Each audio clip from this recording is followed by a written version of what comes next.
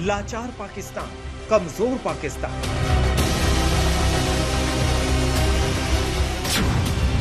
बलूच विद्रोहियों के सामने बेबस पाकिस्तान।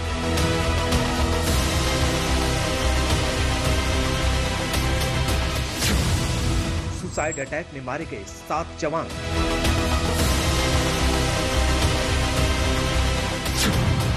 बीएलए ने किया 90 जवानों को मारने का ऐलान।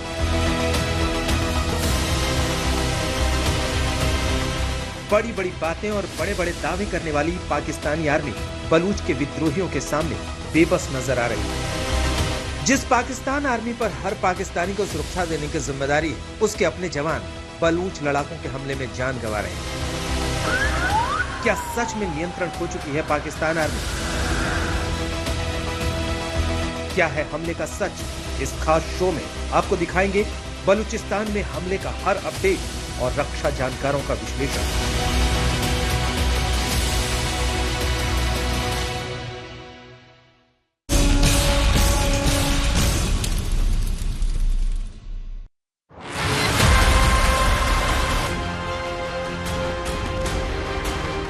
अभी 5 दिन हुए जब बीएलए ने पाकिस्तान पर बड़ी चोट की है। अब की बार बीएलए का दावा है फिदाइन हमले का। यह हमला हुआ है पाकिस्तान सेना के काफिले पर। फिदाइन अटैक में मौके पर कितनी तबाही हुई है, इसकी तस्वीरें देखकर हालात का अंदाजा लगा सकते हैं। पाक सेना के काफिले में शामिल इस बस के पर खच्चे उड़ गए हैं। दावों के मुताबिक बलूच लिबरेशन आर्मी की फिदाइन टुकड़ी के जवानों ने इसी बस को टारगेट किया। बीएलए की फिदाइन टुकड़ी का नाम माजिद ब्रिगेड है, जो दुश्मनों पर ऐसे हमलों के लिए तैयार रहती है। उसी माजिद ब्रिगेड ने इस बड़े हमले को अंजाम दिया।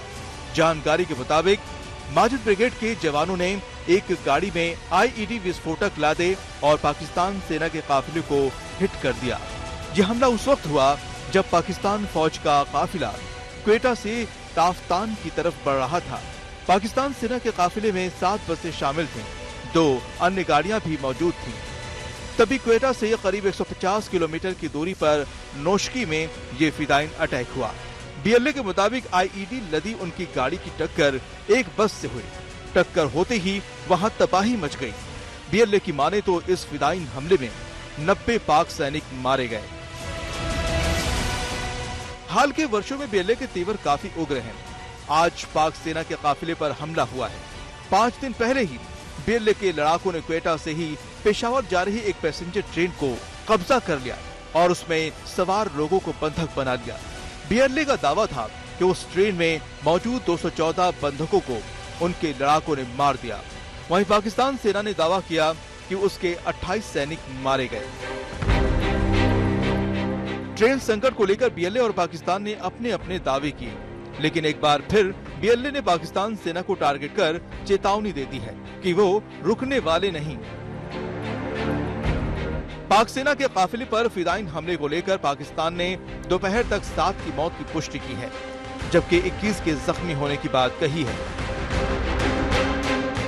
फिदाइन हमले के बाद पाकिस्तान ने मौके पर रेस्क्यू ऑपरेशन तेज कर दिया है। हेलीकॉप्टर से घायलों को अस्पताल पहुंचाया गया है। वहीं ड्रोन से निगरानी भी रख रहा है। लेकिन 5 दिन के अंदर बीएलए के 2 हमलों से पाकिस्तान तिलमिला गया है। गौरव सावंत के साथ आज तक ब्यूरो। आज अगर बलूचिस्तान के सामने पाकिस्तान लाचार नजर आ रहा है तो उसकी वजह भी खुद वही है। भारत के रक्षा जानकारों के साथ साथ पाकिस्तान की मीडिया का भी यही मानना है। बीएलए ने जिस तरह से बसों के काफिले पर हमला किया और पाकिस्तानी फौज का इंटेलिजेंस पूरी तरह से फेल हुआ, पाकिस्तान के लिए किसी बड़ी चुनौती से कम नहीं है। ये रिपोर्ट। बलूच लड़ाकों के सामने नाकाम हुई पाकिस्तानी आर्मी।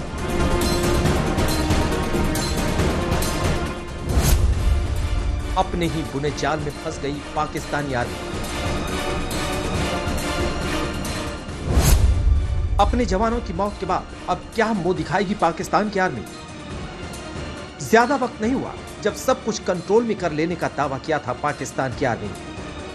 बलूच विद्रोहियों को नेस्तनाबूद कर देने की शेखी बघारने का काम करने वाले आर्मी अफसरों को अंदाजा भी नहीं रहा होगा कि इस दावे के कुछ ही घंटों के अंदर अंदर बलूच लड़ाके उनके जवानों को ही मौत के घाट उतार देंगे। सबसे पहले आपको सुनाते हैं फ्रंटियर कॉर्प्स के अफसर ने इस हमले से पहले क्या बयान दिया था। दावा तो पाकिस्तान की आर्मी का यह भी था कि ट्रेन हाईजैक से जुड़े सारे विद्रोहियों को खास ऑपरेशन के बाद नियंत्रित कर लिया गया है और सुसाइड बॉम्बर्स को मारा जा चुका है। लेकिन आर्मी अफसर अपनी कमजोर इंटेलिजेंस को मजबूत करना भूल गए और नतीजा ये हुआ कि सेना को जवानों को ले जा रही बस को आसानी से निशाना बनाया गया। इस अटैक के बाद अब पाकिस्तान कई मोर्चे पर घिर चुका है। खुद पाकिस्तानी फौज के हाथ से नियंत्रण फिसल रहा है। सवाल ये भी है कि जब बलूच लड़ाकों के पास पाकिस्तानी फौज के आने जाने की हर जानकारी है तो इंटेलिजेंस के मामले में खुद पाकिस्तानी फौज कहां खड़ी है। इस हमले के बाद क्या पाकिस्तानी आर्मी की रणनीति और कमजोर हुई है? जानकारों की माने तो आर्मी पर हमला उन दावों की धज्जियां उड़ाने के लिए काफी है कि पाकिस्तान की सेना लोगों की सुरक्षा की मजबूत गारंटी है। बलूचिस्तान आर्मी ने अगर पाकिस्तान के आर्मी कॉन्वॉय को टारगेट किया है तो शायद ये जो फिगर दे रहे हैं शायद वो थोड़ी ज़्यादा बड़ी लग रही है, पर इसका मतलब साफ है कि पाकिस्तानी आर्मी का कॉन्वॉय सेफ नहीं है। पाकिस्तान आर्मी ने ऑलमोस्ट 40,000 ट्रुप्स को डिप्लॉय किया हुआ है चाइना पाकिस्तान इकोनॉमिक कॉरिडोर को सेफ रखने के लिए, लेकिन सीपेक को सेफ रखना ये अलग ही बात है। लेकिन अगर वो खुद को सेफ नहीं रख सकते और इतनी सारी कैजुअल्टीज उनके ऊपर होती है तो उनके लिए ये खराब बात है। लेकिन क्या ये हमला सिर्फ पाकिस्तानी सेना की एक और हार के तौर पर देखी जानी चाहिए? जानकारों के मुताबिक इसका असर सुरक्षा के साथ साथ अब व्यापार के सौदों पर भी पड़ेगा। चाइना बहुत ही नाखुश हो गया है। चाइना का सोचना है कि पाकिस्तान आर्मी की क्षमता सीपेक कॉरिडोर को प्रोटेक्ट करने की, खुद को प्रोटेक्ट करने की काफ़ी कमज़ोर हो गई है और उन्होंने उनको इशारा भी दिया है जब तक आप ये वायलेंस नहीं रोकने में कामयाब होते, जब तक आप बीएलए का जो थ्रेट है जब तक ये नहीं रोक पाते, तब तक हम कोई नया ट्रेड प्रपोजल या नई इन्वेस्टमेंट इस इलाके में नहीं लाएंगे। और इन सब का जिम्मेदार कोई और नहीं, खुद पाकिस्तान है। आतंक की जो पौध उसकी सरपरस्ती में पनपती रही है और लोगों के हक की आवाज दबाने की जो साजिश वो दशकों से करता रहा है, ताजा हमले उसी का नतीजा है। पाकिस्तान ने ही इस बीज बोया है, आतंकवाद पाकिस्तान ने ही शुरू किया है। अगर पाकिस्तान ने शुरू किया है तो पाकिस्तान ही खत्म करेगा और पाकिस्तान में खत्म करने की क्षमता होनी चाहिए। लेकिन अगर उनका बेस पूरा आदमी जो है हेट इंडिया के ऊपर जाएगा और प्रोपेगेंडा करता रहेगा तो अब जो खुद जैसे क्लिंटन कहती थी, वो क्या कहा उन्होंने कि अगर आप सांप पालेंगे और ये सोच के पालेंगे कि सिर्फ अपने दुश्मनों को काटेगा, वो तो हो नहीं सकता, एक दिन आपको भी काटेगा। अब वही सांप अब इनको काट रहा है। लगता नहीं कि अपने जवानों को खोने के बाद भी पाकिस्तान अपनी गलती मानेगा। उसकी आतंकी सोच का खामियाजा लोग भुगतते रहेंगे और वहां के हुक्मरान और सेना जिद पर अड़े रहेंगे। आज तक ब्यूरो।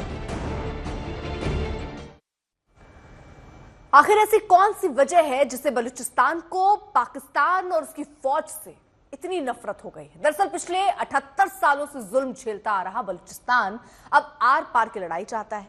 उसके लोगों ने कई बार शांतिपूर्ण ढंग से अपनी बात रखी, प्रदर्शन किए, लेकिन जुल्म कम नहीं हुआ। ना ही उन्हें अपना हक मिला, ना ही बेहतर भविष्य की ओर कोई उम्मीद दिखी। गुस्सा अब ऐसा उबल रहा है कि सुसाइड अटैक तक देखने को मिल रहे हैं। पहले ट्रेन हाईजैक और फिर पाकिस्तानी सेना की बस पर आत्मघाती हमला। ये दो घटनाएं महज कुछ दिनों या महीनों के असंतोष का नतीजा नहीं है, ये दशकों के मिल रहे दर्श का नतीजा है। उस इलाके के लोगों का जिन्हें दोयम दर्जे का नागरिक बनाकर रख दिया गया है, वो इलाका जो पिछले 78 साल से अपने हकों की मांग कर रहा है, वो इलाका जिसे पाकिस्तान ने सुविधाओं के लिए हमेशा तरसाया है, वो इलाका जहां मानवाधिकारों का उल्लंघन पाकिस्तान के लिए रोजमर्रा की बात हो गई है। नाम है इसका बलूचिस्तान।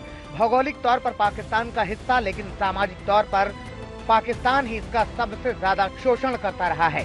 जो मोड़ आया, एक रेल का हाईजैकिंग, उसके बाद ये बस के ऊपर एम्बुश होना, एक अलग ही नजारा नजर आ रहा है। आज बलोच जो है बिल्कुल बच्चा बच्चा, औरतें, यूथ, बूढ़े सब मिलकर एक तरह से पाकिस्तान की जो दहशतगर्दी चल रही थी, वहां पर इनके ऊपर जुल्म ढाए जा रहे थे, उसके खिलाफ खड़े हो गए।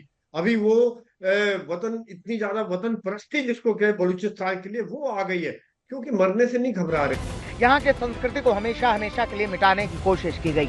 यहाँ के संसाधनों को यहाँ के लोगों की जगह बाहरी लोगों के फायदे के लिए इस्तेमाल किया गया। विकास के नाम पर ठेंगा दिखाया गया। हद तो तब हो गई जब इलाके में विकास के नाम पर चीन की दखलंदाजी को मंजूरी दे दी गई। यहाँ के ग्वादर पोर्ट को चीन को दिए जाने का मामला हो या फिर विकास के नाम पर झूठे वादे करने का, स्थानीय लोगों ने पाकिस्तान के जुल्म के खिलाफ प्रदर्शन किए, जान भी गंवाई। पूरी दुनिया में यहाँ के मुद्दे जोर शोर से भी उठे, लेकिन समाधान अब तक नहीं हुआ। 1948 से जब से पाकिस्तान ने गैर कानूनी कब्जा किया बलूचिस्तान पर, तभी से पाकिस्तान की सेना लगातार बलूचिस्तान में अत्याचार करती आ रही है। और ऐसे एक या दो या तीन उदाहरण नहीं, दशकों में सैकड़ों ऐसे उदाहरण हैं जब पाकिस्तान की सेना ने बलूचिस्तान में लोगों को अगवा कर लिया। ये तो दमन की इंतहा हो गई और 2006 से लगातार ये विद्रोह चल रहा है, जो अब जितने भी बलोच लड़ाके हैं, चाहे बलोच लिबरेशन आर्मी हो, बलोच लिबरेशन फ्रंट हो, बलोच रिपब्लिकन गार्ड हो, बलोच रिपब्लिकन फोर्स हो, ये अलग अलग संगठन अब एकजुट हो गए हैं। BRAS करके इन्होंने एक संगठन बनाया है, बलोच नेशनल आर्मी, ये अब अपने आप को कहते हैं। और ये जो जाफर एक्सप्रेस पर हमला किया उसे बंधक बनाया गया, 214 लोगों को मारने की बात की, या फिर जो ये अभी आईडी अटैक नौशकी में हुआ है सेना के कॉन्वॉय पर, ये पूरी बलोच सेना एकजुट होकर एक साथ होकर अब पाकिस्तान से लोहा ले रही है। अपने मोर्चों पर मुश्किल के बावजूद बलूचिस्तान के लोग हार मानने को तैयार नहीं हैं। वो अपने हक की लड़ाई हर हाल में लड़ते रहने को तैयार हैं।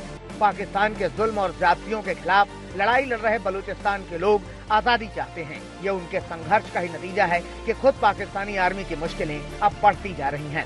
बलोच जो हैं वो इतने त्रस्त हो गए पंजाबियों के हाथ से, पंजाब ने उनके के सारे रिसोर्सेज ले लिए, उनको पसमानदा रखा, उनके यहाँ पर इतनी उनको यातनाएं दी। उनके जो स्टूडेंट पंजाब से बलूचिस्तान से निकल में के पंजाब में जाके पढ़ते हैं, उनको गायब कर लिया जाता है, उनको कत्ल कर दिया जाता है। तमाम ये चीजें पाकिस्तानियों ने की और पंजाबियों ने की। तो बलोचों की जो तहरीक है वो उससे बिल्कुल अलग है और उसमें एक तीव्रता ऐसी आई है जो शायद पाकिस्तान ने पहले कभी नहीं देखी थी। जाहिर है बलूच विद्रोह और 2 हमले झेलने के बाद पाकिस्तान के लिए बलूचिस्तान अब राजनीति का रण क्षेत्र नहीं रह गया है। उसके हुक्मरानों और फौज को न सिर्फ यहाँ के लोगों के सवालों के जवाब देने होंगे, बल्कि चीन के साथ जुगलबंदी को लेकर उठ रहे अंतर्राष्ट्रीय दबाव को झेलना भी उसके लिए आसान नहीं होगा। गौरव सावंत के साथ आज तक ब्यूरो। समस्या का हल निकालने के लिए पहले समस्या समझनी जरूरी है और पाकिस्तान तो आग बंद करके बैठा है, न उसे समस्या दिख रही है, समाधान कहाँ ही दिखेगा। जैसे कि मैं सो रहा हूँ तो पिताजी को जगाना है मुझे, तो वो डायरेक्ट उठाने के बजाय, और हिंसा की परंपरा मेरे यहाँ नहीं थी सौभाग्य से, तो वो क्या करते थे कि उस कमरे में आ जाएंगे या बाहर से गुजरेंगे और चौपाई बोलेंगे, प्रात काल उठ के रघुनाथा मात पिता गुरु नावई माता। कभी कभी मैं गुस्से में उठ करके अरे पापा चरण स्पर्श किया और सो गया। मैंने कहा अब मत उठाना।